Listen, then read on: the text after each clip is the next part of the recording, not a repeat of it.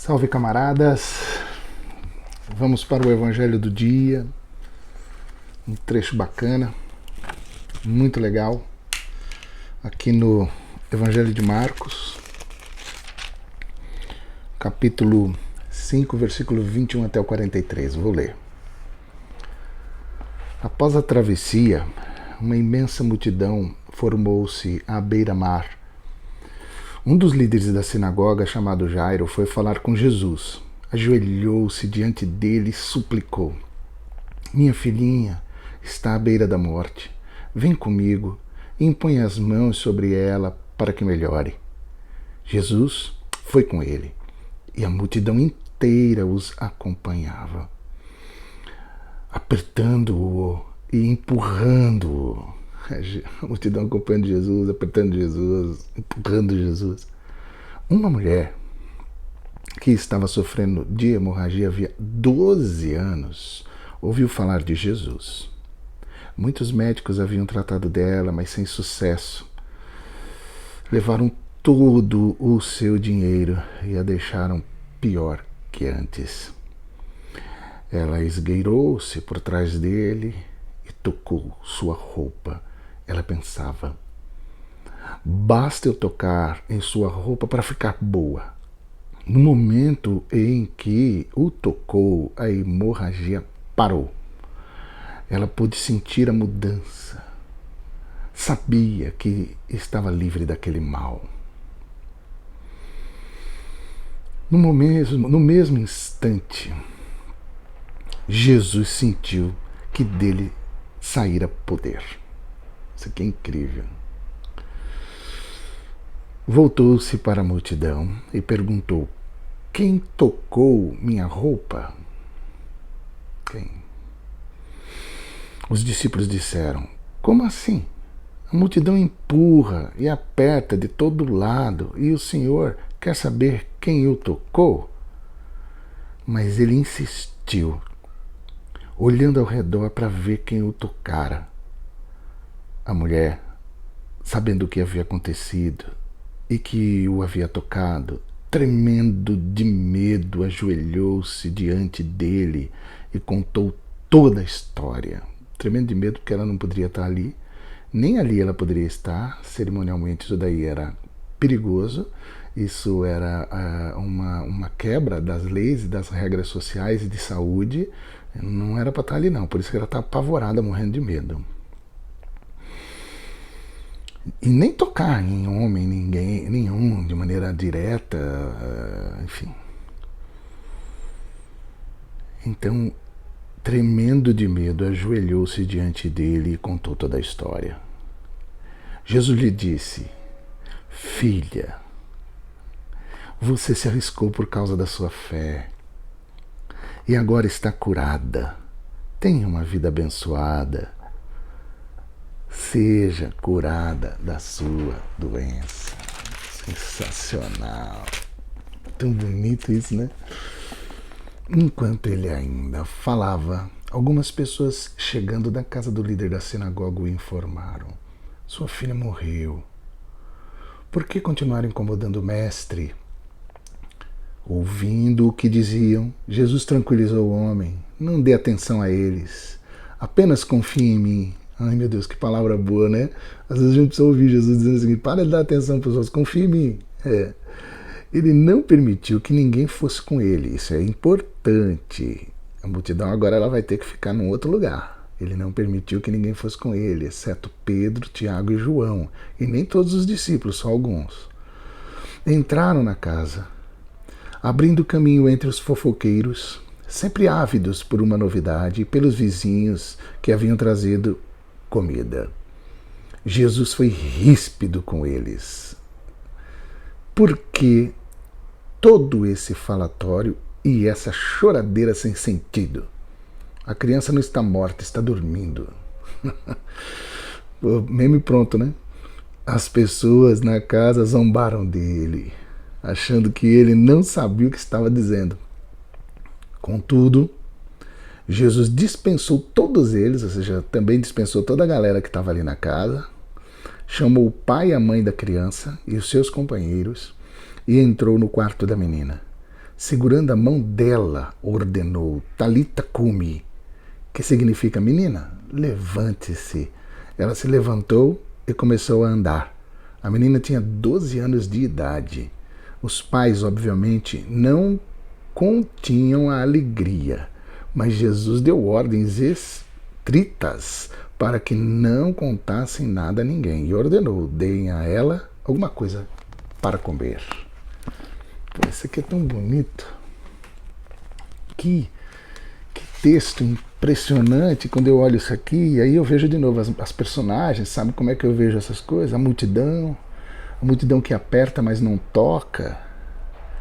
É um aperto sem virtude, em contraste com um toque com virtude, um aperto, um empurrar, um negócio ávido por novidades, por milagres. Milagres, por um milagreiro, por um mágico. Um aperto confuso, contaminado, poluído, em contraste com um toque corajoso, arriscado, mas é um toque com virtude. Outra figura é o Jairo, líder da sinagoga. Acho que é interessante, mas ele está desesperado, está ajoelhado e suplicando pela filhinha. Presta atenção, ele é um líder da sinagoga, numa religião e numa sociedade machista, onde o que sempre se espera é um menino, é o primogênito, é aquele que será circuncidado, que terá que será uma diante da família, tendo a importância da aliança com Yahvé. Interessante, mas ele aqui, ele ama demais a filhinha dele. Interessante. Nem sei se ele só tinha essa menina, não está claro aqui, mas eu acho interessante esse amor desse pai religioso, líder da sinagoga, numa religião machista. Assim, para mim e para você, amar sua filhinha na nossa realidade, no nosso contexto, é uma coisa. E amar tanto e ficar tão desesperado assim, bom, não sei, só uma ilação minha. Esse cara é um religioso que, por ser religioso, não escapa do Vale da Sombra da Morte. O Vale da Sombra da Morte é para todo mundo, para quem é religioso, para quem não é, né? Duas mulheres, uma menina, nesse trecho todo vejo duas mulheres, uma menina de 12 anos e uma adulta, doente, explorada, estigmatizada, excluída por 12 anos. Engraçado, né? Mesma idade da menina. Não tá só a multidão, o Jairo, a filha, as mulheres, né? A menina e a mulher. Os discípulos, Pedro, Tiago e João. Em contraste com a multidão, de novo, né? Esse trecho é muito interessante. E eles é que são escolhidos quando a multidão é deixada no primeiro momento e quando a turma na casa de Jairo também é deixada de lado para que eles possam entrar no quarto onde está a menina. O discipulado, ele tem esse ponto importante para a gente não esquecer, viu? Presta atenção nisso. Não é para todo mundo, não é para muita gente. Mas se eu fico encantado e quero focar nessas duas mulheres, as duas mulheres, duas adoecidas, duas prestes a morrer, mas duas filhas. Eu me intriguei quando Jesus olha para essa mulher, ele chama ela de filha. Que peso tem esse tratamento de Jesus para essa mulher? Eu fiquei pensando, filha. A mulher hemorroida, a mulher com fluxo de sangue, ela tinha uma orfandade que Jesus conseguiu capturar. Sem pai nem mãe, sabe assim? Eu sou um cara sem pai nem mãe, sem pai nem mãe, nem sei se ela tinha pai nem tinha mãe, mas ela tem uma orfandade aí que Jesus capturou quando a chama de filha. Ela é privada de alguém por ela. É uma imunda cerimonialmente falando. Ela está vendo a vida se esgotando, sentindo a sua existência se esvaindo. Jesus a chama de filha. e a abençoa e a cura. Ah, que coisa sensacional essa relação de Jesus com as mulheres, totalmente em contraste com a maneira como as mulheres são tratadas naquela época e olha, em todos os tempos. Essa relação de Jesus com as mulheres é uma coisa sensacional. Ele resgata o seu senso de pertencimento. Filha, ela não é mais uma mulher imunda cerimonialmente. Ela não é mais uma excluída social. Ela não é mais um problema de saúde pública, só uma estatística dentro da mortalidade da mulher, dentro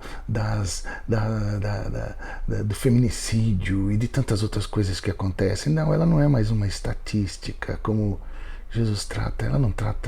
Ele não a trata como um problema de saúde pública. Ela é filha. Agora tem alguém por ela, agora ela pertence, agora ela tem família, agora ela tem comunidade. Sensacional isso. E essa coisa também de Jesus com a menina, filha de Jairo. Aí como é que chama o pai que perde filho, né? Interessante. Eu fui pesquisar aqui no Pai Google sobre isso. Como é que chama, né? Sempre soube que não tem nome para isso não, mas olha que interessante quando eu olhei isso aqui.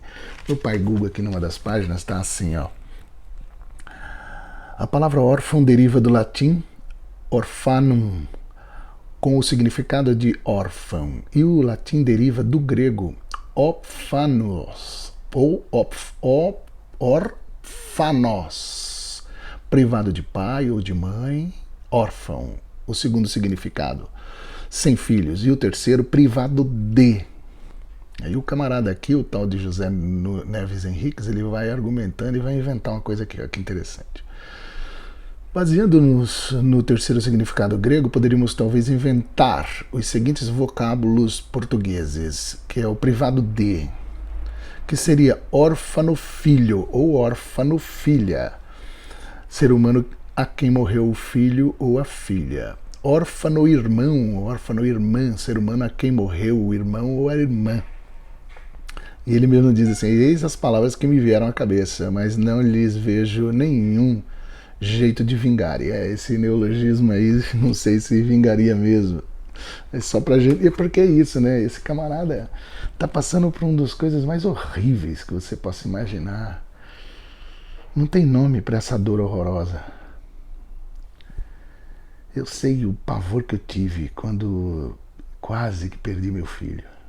Meu Deus do céu, só de ficar no vale da sombra da morte, que desespero. Mas Jesus está com esse cara nesse momento de desespero. Esses momentos de horror é somente para discípulos e alguns discípulos. Multidão não cabe nisso. É muita gente para momentos tão terríveis e difíceis. Talita cumi, levanta e anda. Abraça teus pais e come alguma coisa, porque Jesus sabia que adolescente come pra caramba. Come alguma coisa, menina. Volta para quem você pertence. Quem ama você, ele faz se sentir amada. Ah, que lindo. Essa história, esses dois momentos de Jesus com essa mulher e com essa menina faz com que eu não esqueça de uma coisa, que nós que somos de Jesus, nós que somos de Jesus e discípulos de Jesus, nós temos que viver o tempo todo se parecendo com Ele. E o nosso jeito de pensar a mulher, de tratar a mulher na sociedade, tem que ser com absoluto acolhimento. Tem que fazer com que ela possa também se sentir absolutamente pertencente.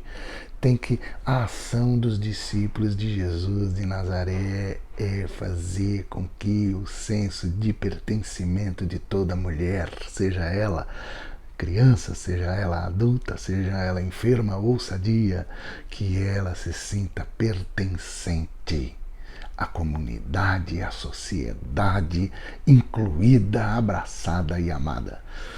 Esse é o É o que eu e você que dissemos. Então, estamos dizendo o tempo todo que seguimos a Jesus de Nazaré, temos que enfiar na nossa cabeça. Presta atenção o jeito que Jesus trata as mulheres nos evangelhos. Presta atenção, isso vai ajudar. Tenta aprender com ele. Vamos aprender com ele.